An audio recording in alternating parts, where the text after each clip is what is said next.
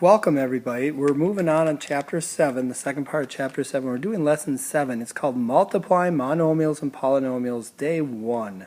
We'll spend 2 days on this. Our objective is that you'll be able to multiply monomials and polynomials, and today actually we're going to focus on a monomial multiplied to a polynomial. So let's see what that looks like. Here's what it looks like. We have a monomial multiplied to another monomial. So we're going to start by just doing monomial multiplied to another monomial. And we did this during our exponent unit. When this happens, you just use the associative property to get rid of the parentheses and just do the 5 will multiply to the 4, and then the x's will multiply to each other. So we have 5 multiplied to 4, which is 20. And now just add up our exponents, and we have 5, x5. That's our answer. That's all we had to do. All right, on this one, ignore the parentheses. Let's get the -3 and multiply it to the 4, and then let's put our x's together and our y's together. Okay, so -3 multiplied to 4, that gives us -12. And let's count up our x's. We have 3 x's here and an invisible 1 here. So that gives us 4 x's. And as far as y, we have 2 here and 5 here. That gives us 7 total y's. Okay, we're done. Let's try this one. Let's line up. Here we have a 3 and it looks like a couple of 1s, so we'll just write the 3. Okay, so I did put that 3 out by itself. And then I have 1a, and I'll write that invisible 1 in. So my final answer is going to be 3, and then it looks like I have 1a plus 5 more a's, so that gives me 6 a's. And as far as b goes, I have 5 b's here and 1 b there, so if I add those together I get 6, and the c does not have a partner, so I'll just bring that straight down. This is how you multiply a monomial to another monomial. Let's review how we do the distributive property. So remember, we take the 5, we're going to multiply it to the x and to the 2. It'll look like this. So we multiply the 5 to the x and get 5x. Then we distribute it and multiply the 5 to the 2 and we get 5 times 2. So now let's say what that equals. So 5x has to stay 5x, but 5 times 2 is 10. There's my answer. I'm done. Let's see what happens with a variable. So I'm going to take both the 4 and the b and multiply it to the a. Now what's invisible right here is a 1, so I'm going to do 4 times the 1, and then the b multiplied to the a. And then next I'm going to do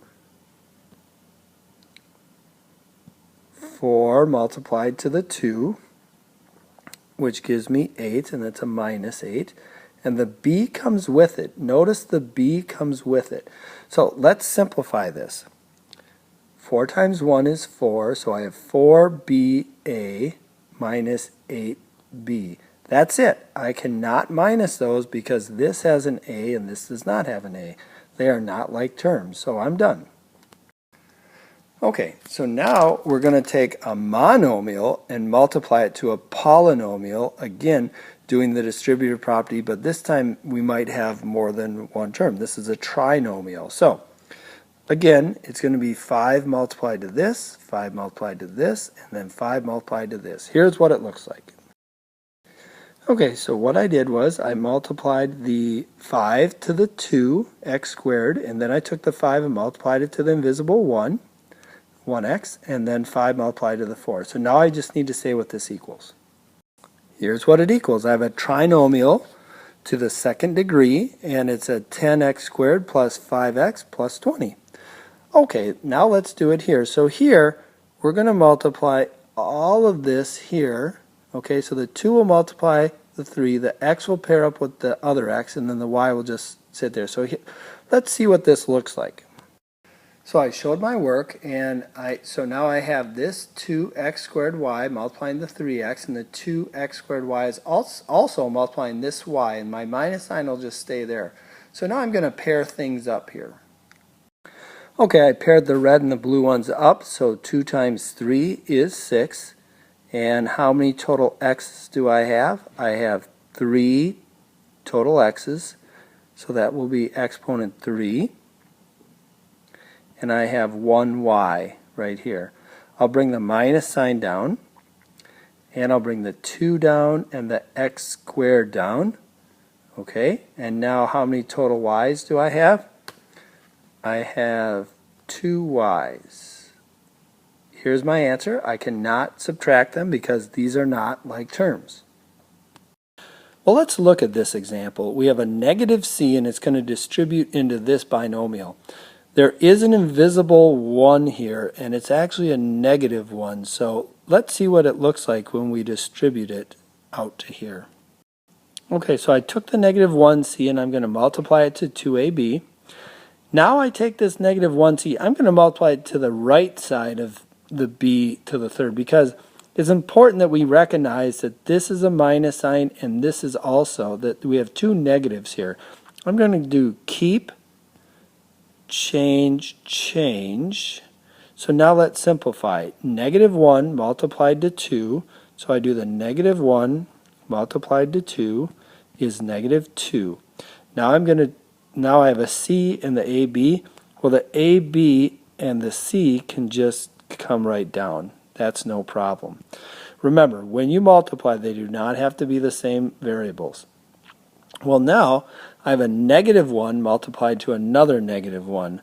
So when we do that, we end up with a positive 1.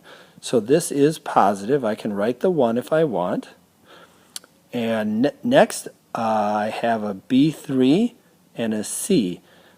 So the B3 and the C can just come on down.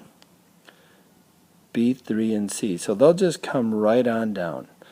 Now, you might be thinking, well, that's a lot of work to show. You know, if you want to just make sure you're careful, but you can do negative 1 times negative 1 is positive, and then the C just goes with the B3.